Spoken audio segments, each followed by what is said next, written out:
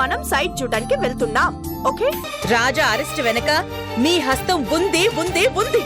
నోర్ముయ్! వాళ్ళందరితో పాటు నువ్వు నాకు శత్రువుగా మారిపోయావా? నేను మిమ్మల్ని మనస్ఫూర్తిగా ప్రేమిస్తాను. క్షమించండి మేడం, నా ప్రవర్తన మీలో ఇలాంటి ఉద్దేశాన్ని కలిగించుంటే ఐఎమ్ సారీ.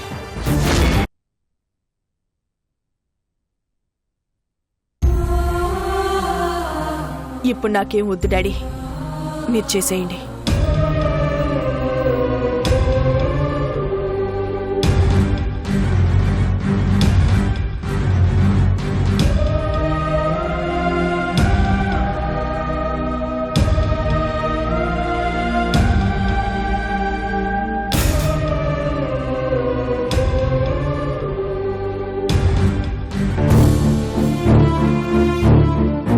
ఏమైందిరా రామయ్య?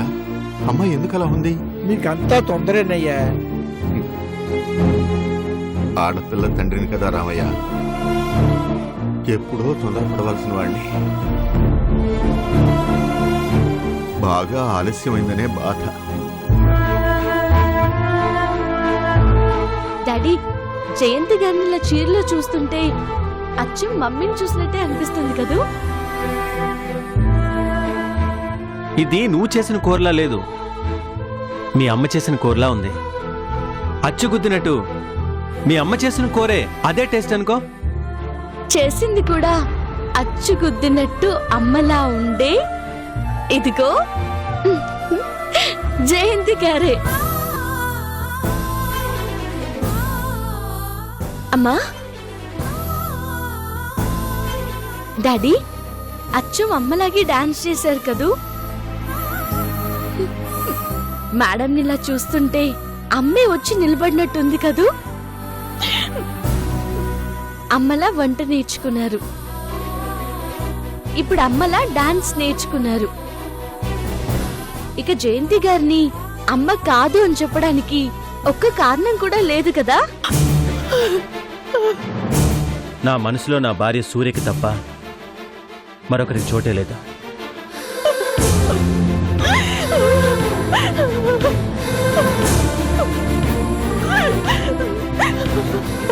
ఇది మిమ్మల్ని హర్ట్ చేయాలనో లేక మిమ్మల్ని తక్కువ చేసి మాట్లాడుతున్నానో అనుకోకండి. నా మనసులో ఉన్నది చెప్తున్నాను, నన్ను క్షమించండి.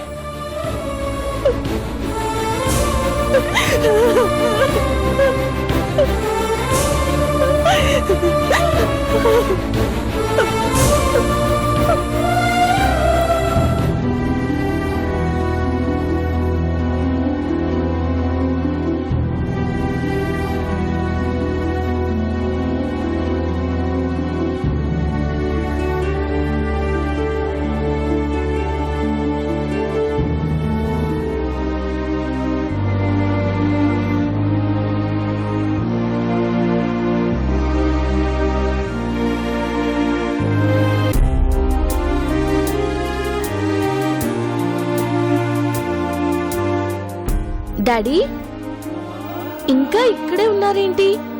ఆఫీస్కి వెళ్ళరా? లేదమ్మా, ఈరోజు వెళ్ళడం లేదు. ఎందుకని డాడీ? అది ఒంట్లో బాగాలేదమ్మా, కొంచెం డల్గా ఉంది. చాలా ఆశ్చర్యంగా ఉంది డాడీ. ఎంత ఒంట్లో బాగాలేదన్నా ఆఫీస్ ఎగ్గొట్టని మీరు ఈరోజు డల్ గా ఉందని వెళ్ళడం మానేస్తున్నారా? ఏమైంది డాడీ మీకు? జయంతి గారితో ఏదైనా గొడవ పడ్డారా? అబే అదేం లేదమ్మా. ఏం లేకుండా మీరు ఇలా ఉండరని నాకు తెలుసు డాడీ. నేను మీ కూతుర్నని కాకుండా ఒక ఫ్రెండ్ లాగా నిజం చెప్పండి, పర్వాలేదు. ఏం లేదులేమ్మా, దాని గురించి వదిలేసే.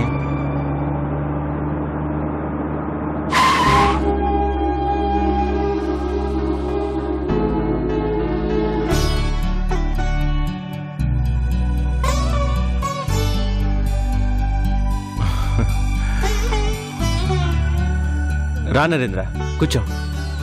ఏంటి ఈ సర్ప్రైజ్ సడన్ గా వచ్చావు? నాకు రావాలనిపించింది, వచ్చాను. వద్దంటే చెప్పి వెళ్ళిపోతాను. నరేంద్ర, ఎందుకు అంత కోపం? చందు, అంకుల్ మంచి కోపం మీద ఉన్నట్టున్నారు. చల్లబడ్డానికి ఏదైనా కూల్ డ్రింక్ తీసుకురామ్మా. అలాగే డాడీ. వద్దమ్మా, కృష్ణ, నేను నిజంగానే సీరియస్గా చెప్తున్నాను.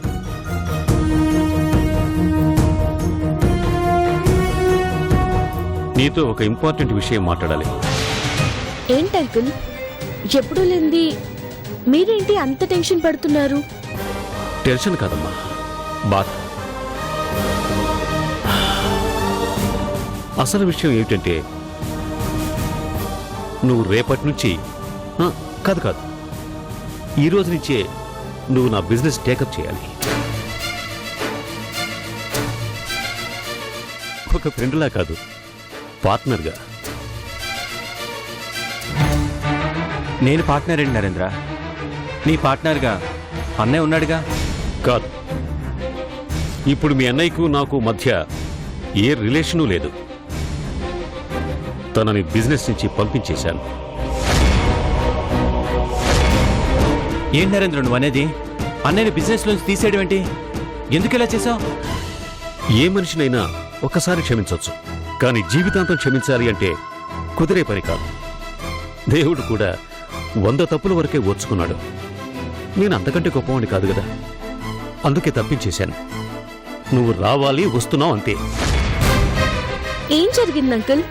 పెద్దనాన్నని అలా ఒంటరి వాడిని చేస్తే ఎలా? పాపం కదూ. నువ్వు మీ నాన్న కలిసి ఇక్కడ కూర్చుని పాపపుణ్యాల గురించి చాలా బాగానే మాట్లాడుకుంటున్నారు. కానీ మీ పెదనాన్నకు పాపాలు తప్ప పుణ్యం గురించి తెలియదు. ఒక్కొక్కటి తీయాలి అంటే ఆయన గారి పాపాల చిట్టా చాలా పెద్దగానే ఉంటుంది.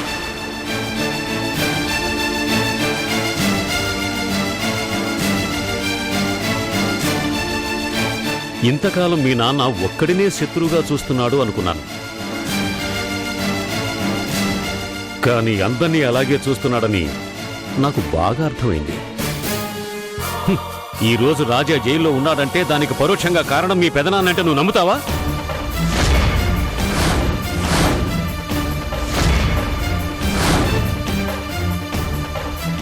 ఏంటంకుల్ మీరనేది? నమ్మకం కలగటం లేదు కదూ. నేను నమ్మలేదు, కానీ అశోక్ సాక్ష్యాలతో సహా చెప్పి ప్రూవ్ చేస్తూ ఉంటే నమ్మక తప్పలేదు. ఒరే కృష్ణ, ఇంతకాలం నీ విషయంలో ప్రతి దాంట్లో జలసీగా ఫీల్ అవుతుంటే మార్తాడు నేను వదిలేశాను. నువ్వు చెప్పావని, కేవలం నువ్వు చెప్పావనే ఒకే ఒక ఉద్దేశంతో తనని నా పార్ట్నర్గా పెట్టుకున్నాను. ఇంత జరిగినా కూడా ఇంకా తనని భరించటం నా వల్ల కాదురా, అందుకే పంపించేశాను.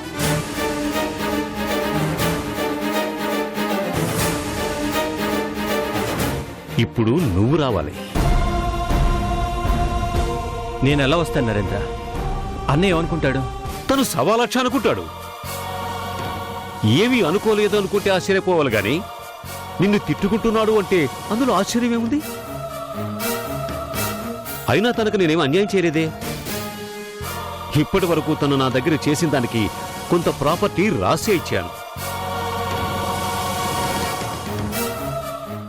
Now you are joining me, that's all.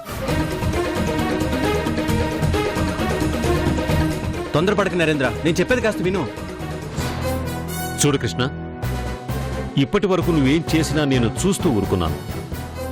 ఇప్పుడు నేను చెప్పేది నువ్వు చేయాలి. నువ్వు వచ్చి బిజినెస్లు చూసుకుంటాను అంటే ఇండియాలో ఉంటాను, లేదంటే అన్ని వైండప్ చేసి అమెరికా వెళ్ళిపోతాను. Ball is in your court.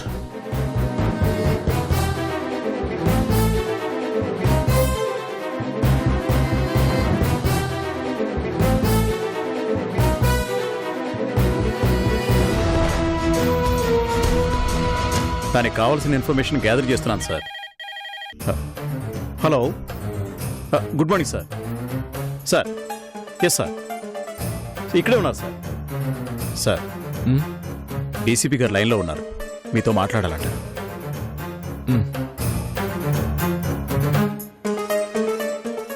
Good morning sir. ఏంటి అశోక్, ఆఫీస్ వదిలిపెట్టి స్టేషన్లోనే తిష్ట వేసినట్టున్నావు? కేసు తేలేంత వరకు నేను ఇక్కడే ఉండదలుచుకున్నాను సార్. తొందరలోనే ఈ కేసు నేనే క్లియర్ చేస్తాను. ఏంటి అంత ఇంట్రెస్ట్? రాజా నీ ఫ్రెండానా? ఎవరి ఇంట్రెస్ట్లు వాళ్ళకు ఉన్నప్పుడు నా ఫ్రెండ్ గురించి నేను ఇంట్రెస్ట్ చూపించడంలో తప్పే ఉంది sir. What do you mean? అవును సార్, శివరావు గారిని ఇంట్రోగేట్ చేద్దామని వెళ్ళినప్పుడు మీరు ఇంట్రెస్ట్ తీసుకోలేదా? అలాగే రాజా నా ఫ్రెండ్ కాబట్టి నేను ఇంట్రెస్ట్ తీసుకున్నాను. Shut up. శివరావు గారు నాకు ఫ్రెండ్ అని నీకు ఫోన్ చేయలేదు. ఆయన చాలా పెద్ద మనిషి. ఏ ఆధారాలు లేకుండా నువ్వు ఎంక్వైరీలు ఇంట్రాగేషన్లు మొదలు పెడితే రేపు మీడియాతో నేను ప్రాబ్లమ్స్ ఫేస్ చేయాల్సి ఉంటుంది. అయినా రాజాని జ్యుడిషియల్ కస్టడీకి పంపించకుండా అక్కడే ఎందుకు ఉంచుకున్నావు? రోజు బిర్యానీలు పెట్టి గెస్ట్ లాగా చూసుకుందామనా? కాదు సార్, కేసు గురించి తెలుసుకోవాల్సింది చాలా ఉంది. ఏసీపీగా నాకున్న పరిధిలో రాజాని ఇక్కడ ఉంచొచ్చని ఉంచాను సార్. రాజా సంగతి తరువాత. అవతల శివరావు గారు నువ్వు చేసిన పనికి కోర్టుకు వెళ్తానంటున్నారు. ముందు అతనికి సారీ చెప్పు. ఫోన్లో చెప్పాలా లేక డైరెక్ట్గా వెళ్ళి చెప్పాలా సార్? తనే వస్తున్నాడు. స్టాఫ్ అందరి ముందు సారీ చెప్పు, లేదంటే కోర్టుకు వెళ్లాల్సి వస్తుంది. అలాగే సార్.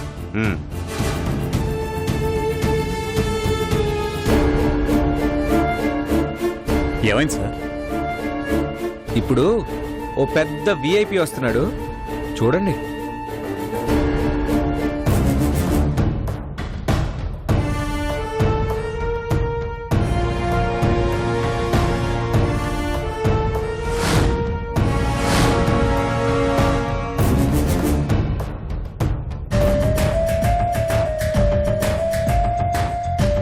Sir welcome sir. రండి సార్, రండి సార్. కూర్చోండి సార్.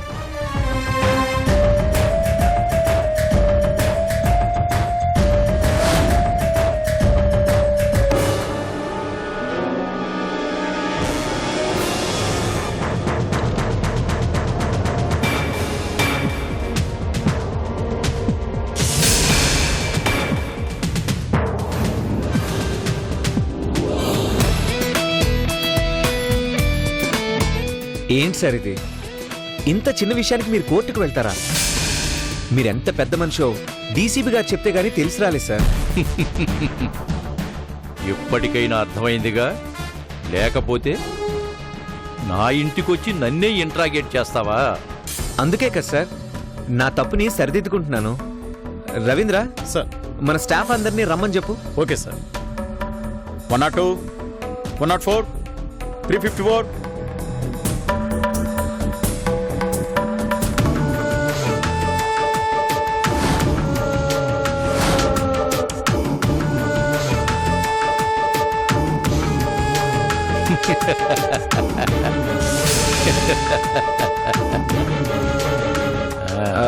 సార్, కాఫీ గాని టీ గాని తీసుకుంటారా? రవీంద్ర, సార్ మన అతిథి మర్యాదలు చేయొద్దు. నాకేమీ అవసరం లేదు. వద్దు సార్. అలాగే సార్. ఆ రోజు వెనక ముందు ఆలోచించకుండా మీ దగ్గరకు వచ్చి ఇంట్రాగేషన్ పేరుతో మిమ్మల్ని విసిగించాను.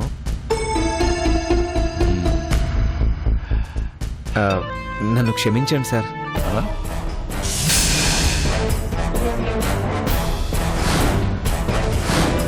మా స్టాఫ్ అందరి ముందు నా తప్పు ఒప్పుకొని క్షమాపణలు చెప్పాలని డీసీపీ గారి కోరిక సార్.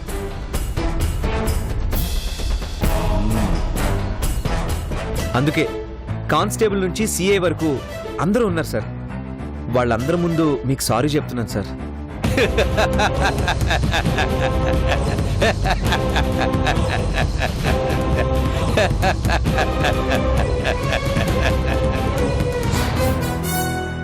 ఇప్పటి వరకు రాజకీయ నాయకులు మాత్రమే అందితే జుట్టు లేకపోతే కాళ్ళు పట్టుకుంటారనుకున్నాను. కానీ పోలీసులు కూడా అదే పద్ధతిలో ఫాలో అవుతున్నారని నాకిప్పుడు అర్థమైంది. ఏం చేస్తాం సార్, మా ప్రతాపాలు మీలాంటి పెద్దల ముందు సాగవని నాకిప్పుడే తెలిసొచ్చింది సార్. ఇకనైనా కాస్త ఒళ్ళు దగ్గర పెట్టుకుంటే మంచిది. అయ్యో తప్పకుండా సార్. అలాగే.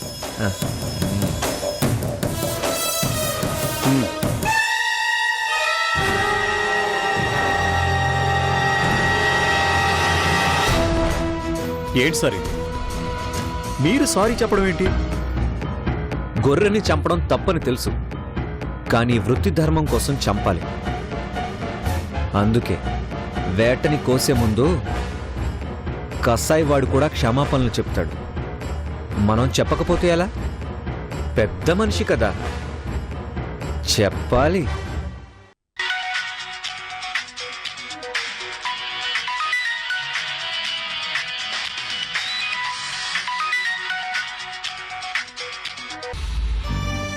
హలో తాతయ్య.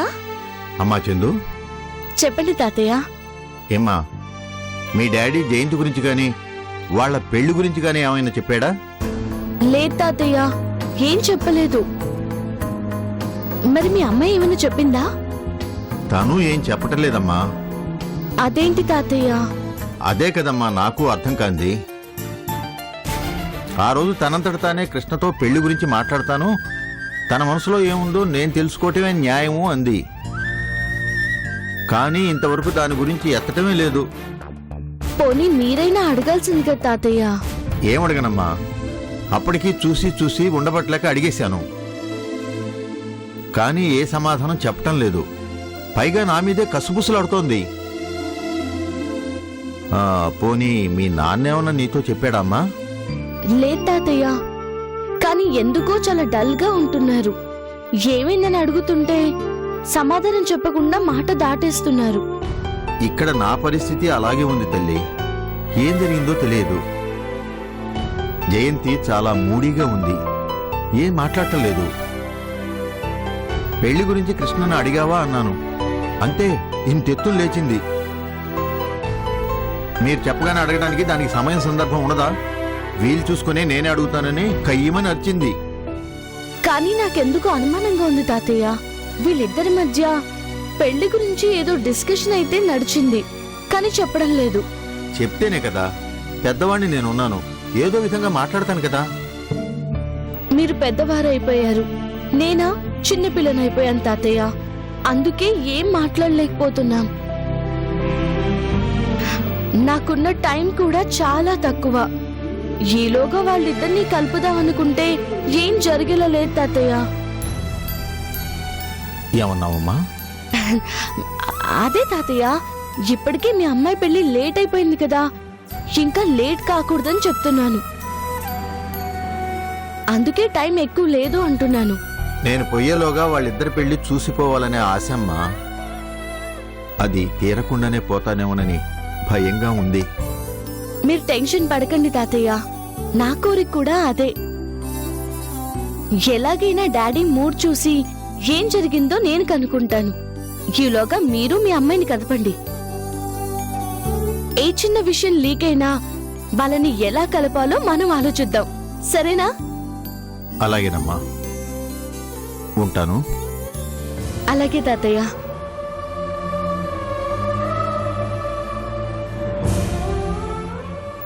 ఏం జరుగుంటుంది వీళ్ళిద్దరి మధ్య?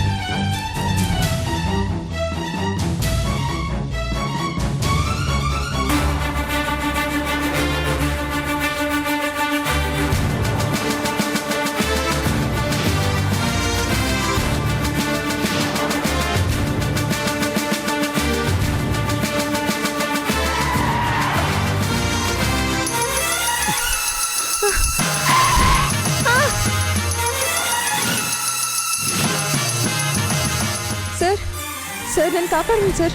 ఏయ్ కారు కడ్డంగా వచ్చావేంటి? గుద్దితే చచ్చేదానివి. వాళ్ళకి దొరికితే నన్ను ఎలాగో చంపేస్తారు సార్. ఎవరు వాళ్ళు?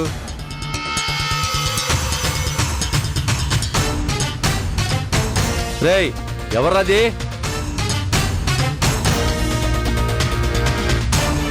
రేయ్ మర్యాదగా వెనక్కి పోయారా ప్రాణాలు మిగులుతాయి, లేదంటే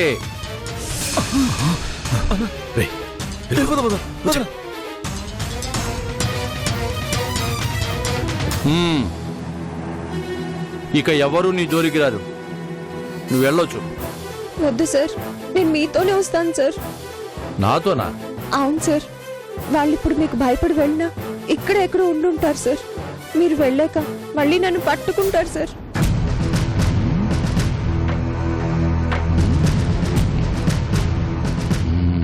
నన్ను కూడా మీతో పాటు తీసుకెళ్ళండి సార్. మిమ్మల్ని చూస్తే చాలా మంచి వాళ్ళ ఉన్నారు. ఆ? నన్ను చూసిన ప్రతి వాళ్ళు అలాగే అనుకుంటారు. అందుకే అడుగుతున్నాను సార్. ఆ రౌడీ నుంచి మీరు కాపాడారు. ఈ రోజు నాకు షెల్టర్ ఇస్తే రేపు మా ఊరు వెళ్ళిపోతాను. అలాగా? సరే కారీకు.